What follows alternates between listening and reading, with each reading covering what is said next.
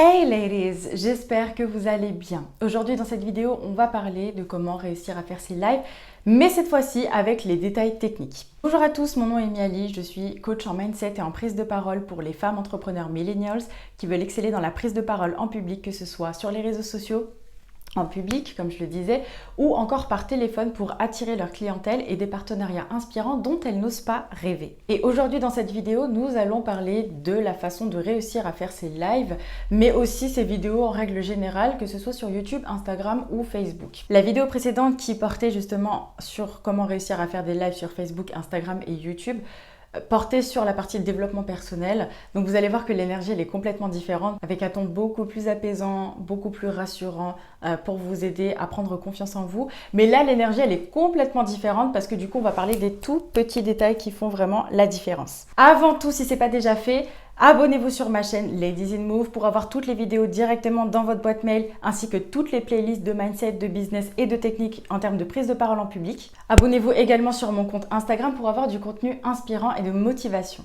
Passons au sujet. Donc cette vidéo va se structurer en deux parties. D'abord la partie matérielle et ensuite la partie apparence. Commençons par la partie matérielle. Deux principes de vie que j'applique au quotidien depuis que je suis toute petite. Le premier, le peu qu'on a, on en prend soin. Et le deuxième, c'est pas parce qu'on n'a pas grand-chose dans la vie qu'on ne peut pas faire grand-chose dans la vie. Traduction, ce n'est pas parce que vous n'avez pas tout le matériel que vous ne pouvez pas faire des lives inspirants. Commencez déjà avec ce que vous avez. Peu importe le smartphone que vous avez, commencez déjà avec ça. Par contre, nettoyez bien la lentille. Ça, c'est du détail. C'est sûr que la lentille derrière le smartphone est nettement meilleure, mais pour le coup, si vous voulez voir en même temps les commentaires, etc., vous allez prendre la lentille qui est devant votre écran. Donc cette lentille-là, nettoyez-la. Il faut qu'on vous voit le plus nettement possible. Ensuite, vous pouvez ne pas prendre de micro. C'est-à-dire que parfois, ce sont des lives spontanés, parfois, ce sont des lives élaborés, peu importe. Mais dans tous les cas, si vous êtes amené à faire beaucoup de lives, voire même des vidéos, je vous conseille d'investir dans un petit micro. Un Boya, par exemple. Ça ne coûte pas très cher, ça coûte à peu près 20 €. Je pense que c'est accessible pour commencer. On n'est pas obligé d'avoir, encore une fois, le gros matériel tout de suite.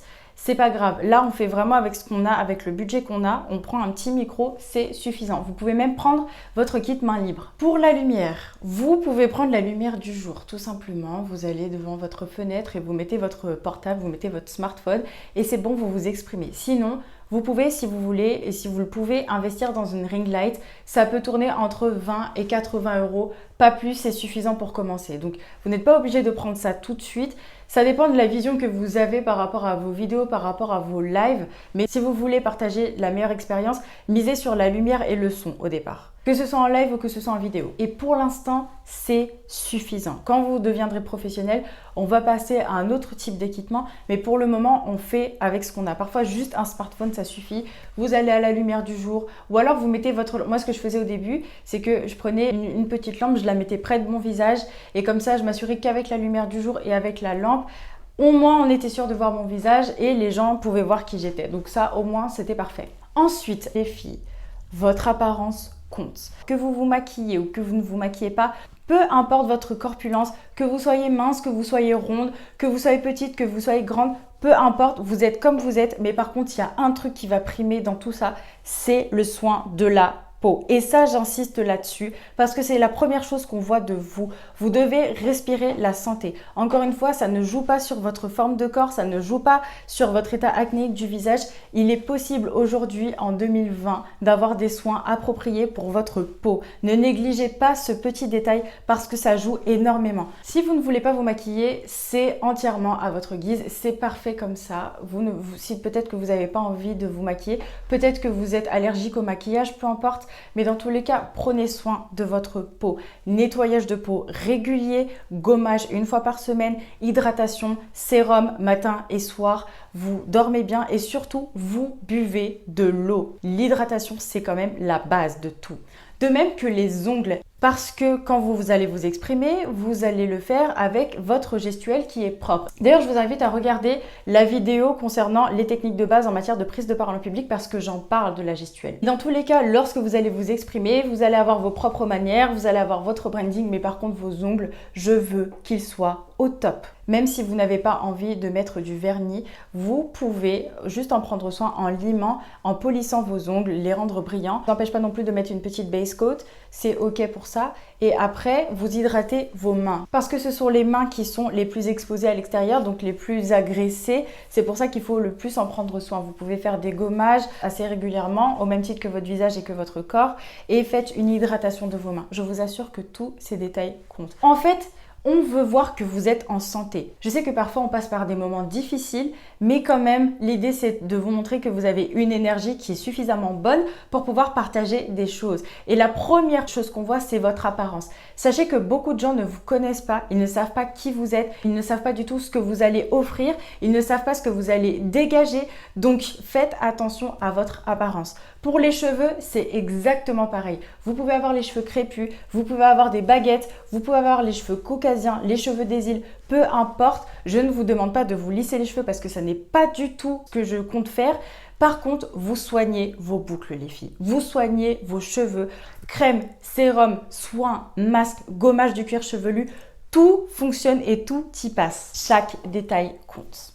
Si j'ai un conseil en tant que femme, mettez vos sous-vêtements où vous vous sentez la plus confiante en vous, où vous vous sentez vraiment la plus forte, où vous vous sentez la plus puissante. Mettez des habits justement où vous savez que vous avez une énergie avec ça et que vous allez aller de l'avant. Mettez des habits où vous vous sentez à l'aise et surtout qui vont vous aider à avoir confiance en vous. En tout cas, des habits qui mettent vraiment vos formes en valeur. Portez des bijoux qui vous ressemblent aussi. Vous n'êtes pas obligé d'en faire trop, c'est-à-dire que vous pouvez prendre voilà, des choses qui vous ressemblent, qui sont propres à votre identité. Vous pouvez faire quelque chose de discret, c'est suffisant. Si vous êtes quelqu'un plutôt bling bling, assumez votre personnalité et montrez qui vous êtes.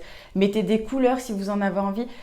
Faites ce que vous voulez, mais faites-le en conscience et faites quelque chose qui est propre à vous. Peu importe comment vous êtes, encore une fois, le détail c'est être soigné. Pareil pour le maquillage, si vous vous maquillez, faites un maquillage qui vous ressemble. N'essayez pas de faire du contouring si vous ne savez pas en faire. Personnellement, le maquillage, je fais plutôt quelque chose de simple parce que j'ai envie qu'on reconnaisse mon visage quoi qu'il arrive. Maintenant, si vous êtes forte en maquillage, si d'ailleurs vous êtes dans le make-up, vous pouvez faire du maquillage sophistiqué pour montrer justement à quel point vous êtes forte en matière de technicité. C'est toujours intéressant de le montrer. Mais dans tous les cas, faites quelque chose qui vous ressemble. C'est ça qui va faire la puissance de vos lives, c'est ça qui va faire la puissance de votre vidéo et c'est ça qui va faire que les gens vont s'identifier et vont vouloir vous suivre. Parce qu'à la base, les gens ne vous suivent pas pour vos services, ils vous suivent pour vous. Donc si vous avez confiance en vous, les gens vont le ressentir et vont vouloir faire pareil que vous. Voilà, j'en ai terminé pour cette vidéo. J'espère qu'elle vous a plu, qu'elle vous a servi, qu'elle vous a encouragé. Dans tous les cas, n'hésitez pas à voir ma vidéo précédente sur comment réussir à faire des lives Facebook, Instagram et YouTube pour la partie développement personnel. Je vous invite aussi à regarder la vidéo concernant les techniques de base sur la prise de parole en public parce que justement il sera question de gestuelle mais aussi du regard et là je vous explique exactement comment est-ce que vous pouvez faire pour améliorer tout ça. N'oubliez pas de vous abonner à ma chaîne pour continuer à recevoir mes vidéos et les avoir directement dans vos boîtes mail ainsi que toutes les playlists qui concernent le développement personnel, le mindset